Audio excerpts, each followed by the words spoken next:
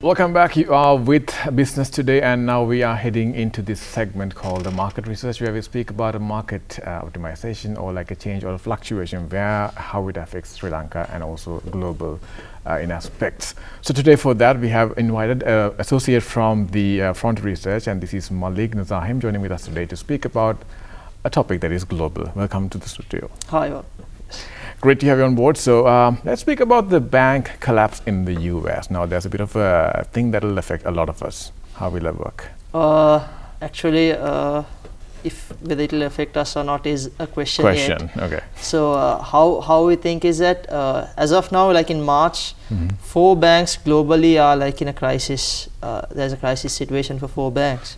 And in the US specifically, it started with the collapse of the Silicon Valley Bank. Known as SVB. Actually, this is the only bank that actually it collapsed. It collapsed first on the 10th of March. So when you take a look at SVB's holdings, right, and they have a lot of long-term bonds with them as their assets, and with the rising federal fund rates, generally when the federal fund rates rise, the prices of bonds reduce.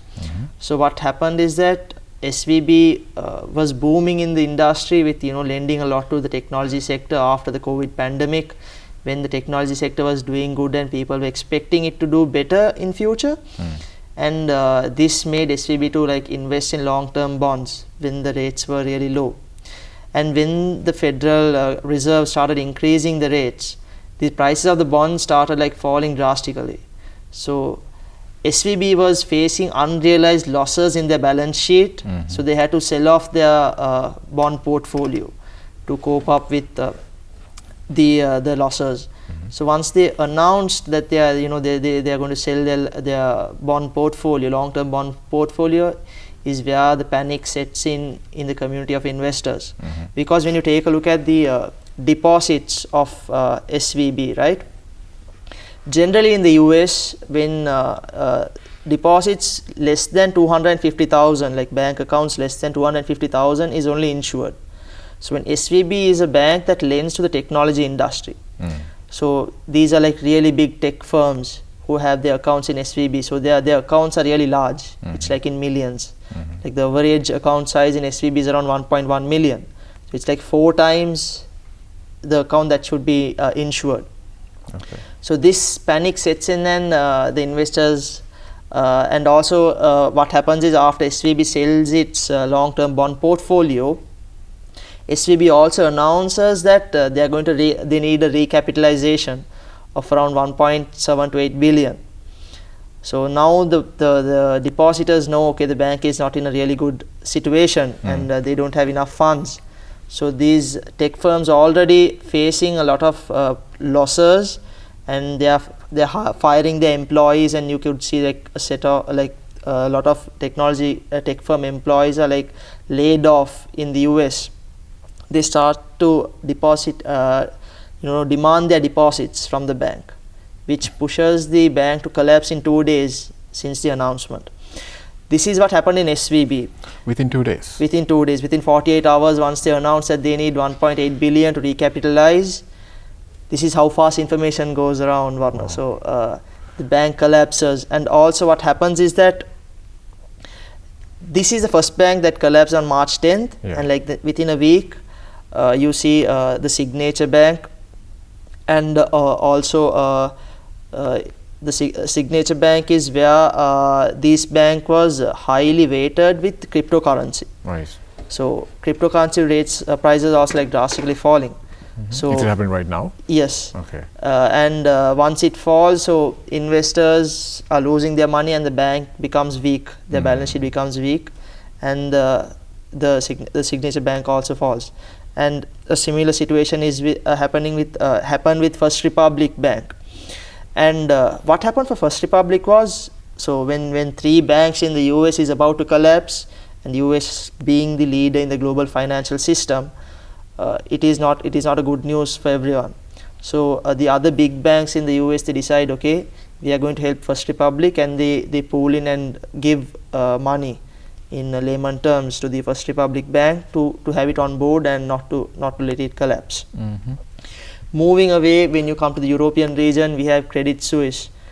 Credit Suisse has been like since 2014-15, it has been a troubled bank with a lot of corruption and scandals and scams, and also very weak administrative, and this all played in with Credit Suisse's largest shareholder. The Saudi National Bank says when Credit Suisse requires for capital, the Saudi National Bank says, we are not going to give you money this time because you are not meeting the regulatory requirements. So this pushes the bank to a near collapse, where the Swedish authorities comes and they offer $50 billion to the bank. So when we take a look at all four of these banks, the three American banks that actually were in trouble were regional banks and relatively smaller banks.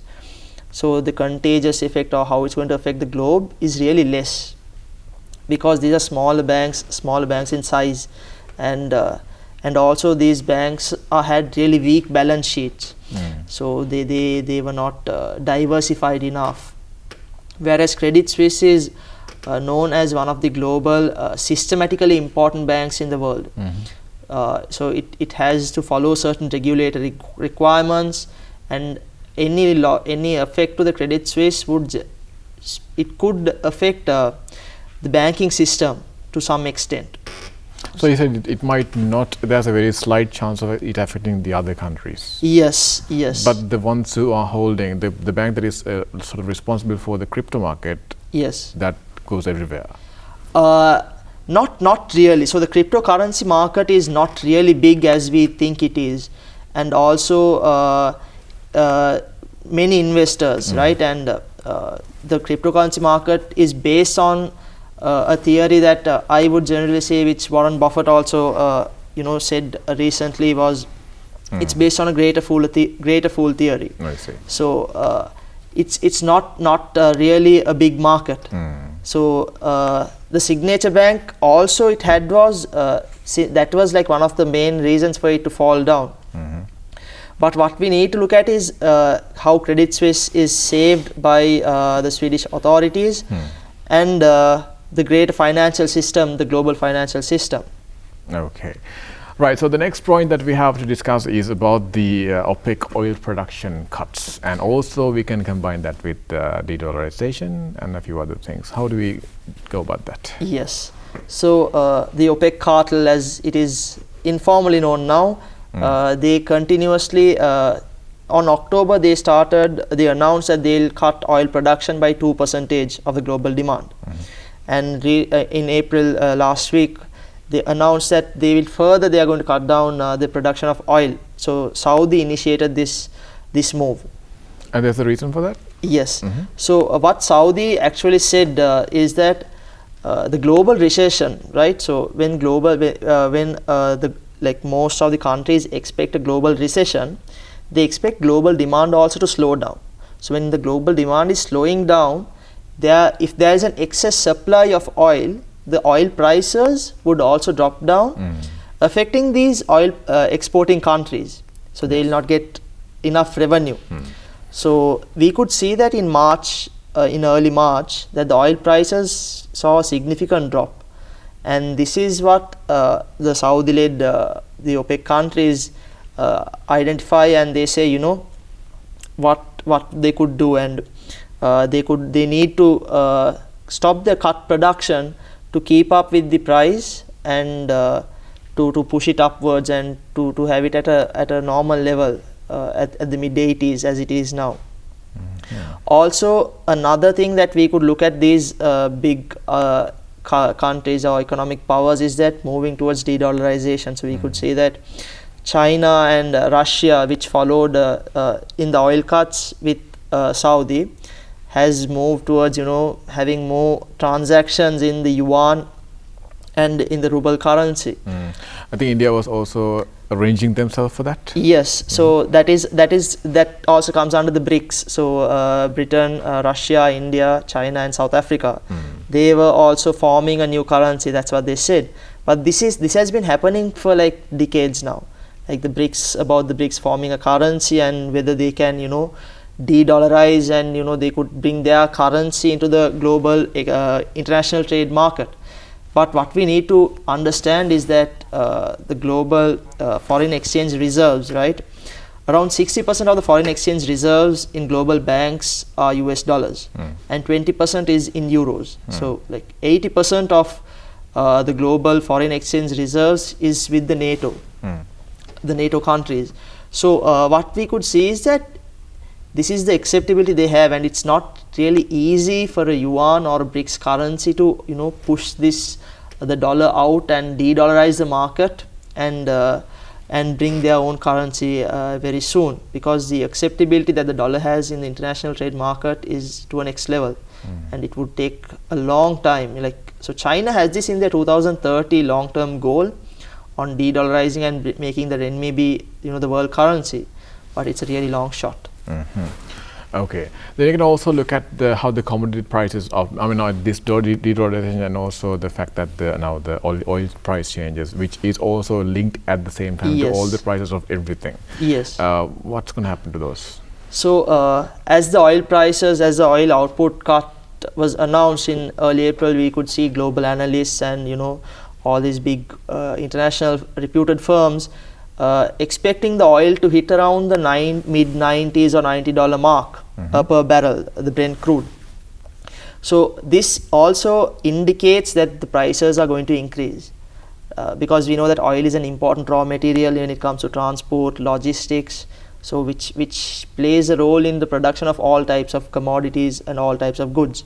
So they're cutting down from the optimal demand, but it's going to be less now. There's going to be less oil in the market. Okay. Yes. So you will not have enough oil, right? So you will have to pay more money to get the oil that you want. I see. Okay. So this is going to affect. So even from a Sri Lankan point of view, it could affect our petrol prices or gas prices as well.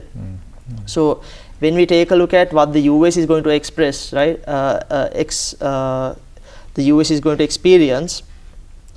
We could see that according to the US Federal Reserve Chairman, he said last year that if there's a 10% increase in oil prices, consumer prices in general would face a 0.2% increase.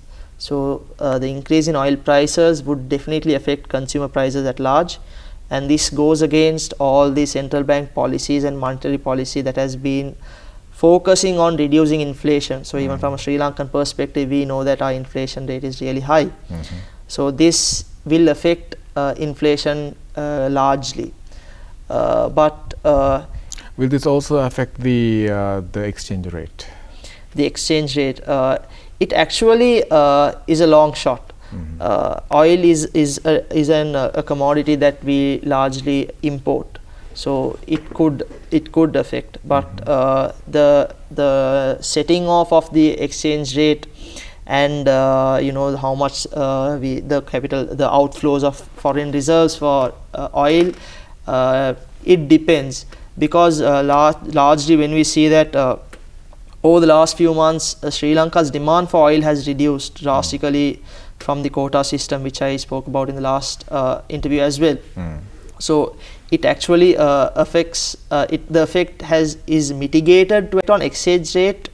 It depends with the capital inflows and the sentiment that investors have on Sri Lanka, and also how much money we are spending on oil, how much dollars we are spending on oil. So with the essential imports, it's very hard to say now that how it will affect the exchange rates largely. So to avoid this time for the governments, not only just in Sri Lanka, because it's a global effect, have to get together and create a think tank, and how to see whether we can avoid and also at least minimize it, I believe. Yes. That's true. Okay. And the US is really you could say in an easy term, it's not very happy with what the OPEC has done regarding the production cut of oil prices, right? Because the US has been focusing on reducing their inflation, and this cut would definitely put oil prices up. Okay. Right, that is something to think about for the future. And right now we're going to wind up today's program. And thank you so much, Malik Nazahim, for coming on board. He is an associate at the Frontier Research Institute, joining us today for the market research segment. Thank you so much for joining in as well. This is Business Today signing out. To an extent, but the effect